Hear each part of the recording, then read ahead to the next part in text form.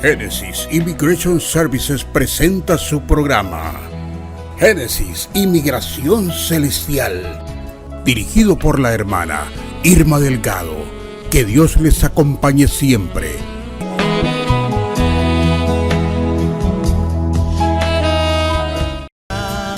Y seguimos acá en Génesis Inmigración Celestial, trayéndole la palabra del Señor para usted que andaba como el venadito, como el ciervo bramando por las corrientes de las aguas.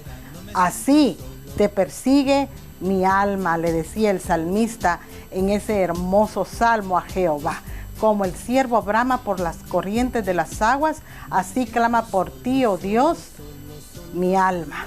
Mi alma tiene sed, pero tiene sed del Dios vivo. Y muchas veces queremos escuchar la palabra de Dios, pero aquella palabra de Dios que nos llene, que tenga significado para nosotros, que nos dé un cambio a nuestra vida, porque vamos cambiando día a día en nuestra vida espiritual, y eso lo hacemos a través de la luz de la palabra, cuando leemos la Biblia, cuando oramos, cuando vamos a los cultos regulares en nuestra iglesia. Nuestro espíritu, nuestra forma de ser en el mundo va cambiando, va dando un giro como la tierra gira alrededor del sol. La palabra de Dios que no regresa a él vacía, mas trae fruto en abundancia. Si la palabra de Dios no lo está transformando, entonces haga un recuento de su vida espiritual, pregúntese, vea qué es lo que está pasando, porque eso es lo que hace la palabra de Dios. Cada día más vamos hueliendo más a Cristo, vamos pareciéndonos más a nuestro Señor Jesucristo. Por nada estéis afanados, eso dice la palabra. Y muchas veces estamos afanados en el trabajo, estamos afanados con las compras de una casa, de un carro nuevo, y nos olvidamos de la palabra del Señor. Pero la Biblia dice, por nada estéis afanados, sino sean conocidas vuestras necesidades en toda súplica y oración con acción de gracias. ¿Está dando la palabra de Dios en su vida ese cambio? ¿Lo puede usted percibir? ¿Lo puede usted notar en su vida? ¿Qué era antes y qué es ahora? ¿O sigue siendo usted la misma persona? ¿O ha cambiado usted? Porque la palabra de Dios lo ha transformado. ¿Es usted la misma persona comunicativa de antes o ya cambió? ¿Es usted la misma persona que decía muchas malas palabras que antes o ahora ya no las dice porque la palabra de Dios lo está moderando, lo está haciendo de una manera diferente? Esperamos en el Señor que usted realmente esté cambiando a través de la palabra de Dios. Un hombre que cambió era Moisés. Cambió su forma de ser. Y mire que Moisés se había criado en el palacio de Faraón.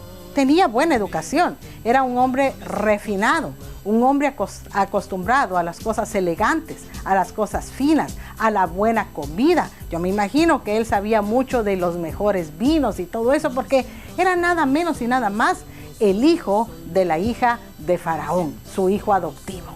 Y Moisés dio ese gran cambio en su vida, cuando se tuvo que ir al desierto. Pero mire, ese fue un cambio radical. De estar acostumbrado a las cosas finas, a que lo sirvieran, a la lectura, a el arte, a todas esas cosas, porque los egipcios eran una civilización bastante avanzada en la matemática, en el arte. Y de repente verse en el desierto sin nada, ni siquiera sin agua, sin ni siquiera un lugar donde dormir. ¿No le parece a usted un gran cambio, un cambio bastante fuerte? Esto es como cuando venimos de nuestros países de origen, tal vez allá somos médicos, tal vez allá somos dentistas, somos abogados, pero de repente usted viene a caer en Estados Unidos y ¿de qué trabajo ahora? No puedo ejercer mi profesión, no tengo la licencia, no he estudiado en este país, ¿de qué trabajo? Y de repente usted se va a un taller mecánico. Ni siquiera va a ser el mecánico, sino va a ser el ayudante de mecánica. O a trabajar en mantenimiento, en limpieza. ¿Acaso eso no desbalanceó su vida, sus pensamientos? Compárese con Moisés, del palacio del Faraón, acostumbrado a buenas cosas, y de repente el encontronazo en el desierto, a vivir ahí, huyendo. Ni siquiera iba porque él quiso para entrenarse, iba huyendo para que no lo arrestaran, para que la ley no cayera sobre él. Y encontramos a Moisés en este desbalance de la vida. un encontronazo bastante fuerte para Moisés. Y en este día, aquí en Génesis y Miración Celestial, nos vamos a ir hasta el libro del Éxodo capítulo 3. Éxodo capítulo 3, y nos vamos a encontrar a este Moisés, tal vez en la punta de la montaña, en la punta del monte Sinaí, no lo sé dónde fue que apareció la zarza ardiendo, pero ahí estaba Moisés. Y curioseando, viendo por qué aquella zarza no se apagaba, estaba ardiendo. Fíjese que estudiando la palabra de Dios y estudiando este capítulo de la Biblia, me fui hasta una página donde dice que posiblemente era el fuego de San Telmo lo que Moisés vio.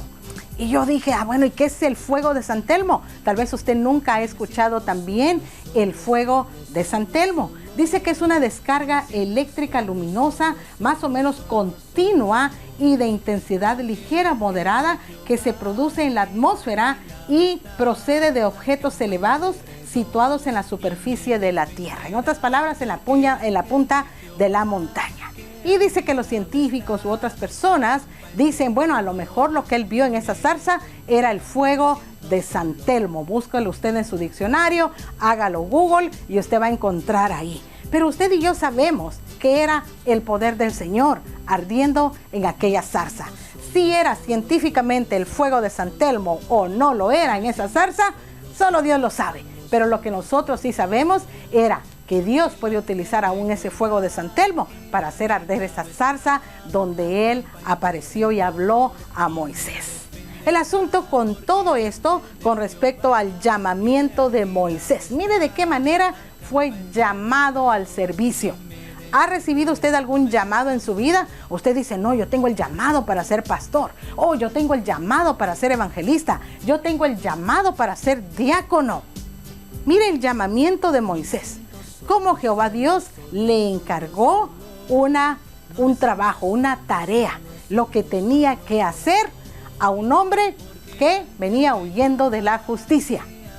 Un hombre que debería de estar en la cárcel pagando su culpa, pero que no estaba ahí, había huido. ¿Puede Dios tomar de este tipo de vasos para utilizarlos? Tenemos la prueba viva que sí puede. Jehová Dios escogió a este hombre, a Moisés, aún huyendo de un acto, podemos decir entre comillas, criminal que había cometido al quitarle la vida al egipcio. Pero podemos ver también a un Moisés tratado en el desierto, a un Moisés que posiblemente niveló más su vida en la misericordia, en la humildad, en ese desierto, porque venía de buena familia, de gente adinerada, y de repente encontrarse que no tenía nada, y encima de eso venía huyendo. Dios lo trató en el desierto. Tal vez usted está sintiendo también ese mismo trato en el desierto. Tal vez usted dirá, pero si yo soy una persona mala, agresiva, soy una persona con un pasado bastante fuerte, pero así aún Dios nos quiere utilizar, porque Él puede transformar las cosas feas en unas cosas hermosas y de mucha utilidad. En el mundo no servíamos tal vez para nada, sino para hacer escándalo y ser gente problemática. Pero Dios, al transformarnos con su palabra día a día, como Moisés esperó 40 años, pasó un proceso de 40 años en el desierto para recibir su llamado en aquella zarza ardiendo, cuidando ovejas que no le pertenecían, en un terreno que no le pertenecía, con gente desconocida.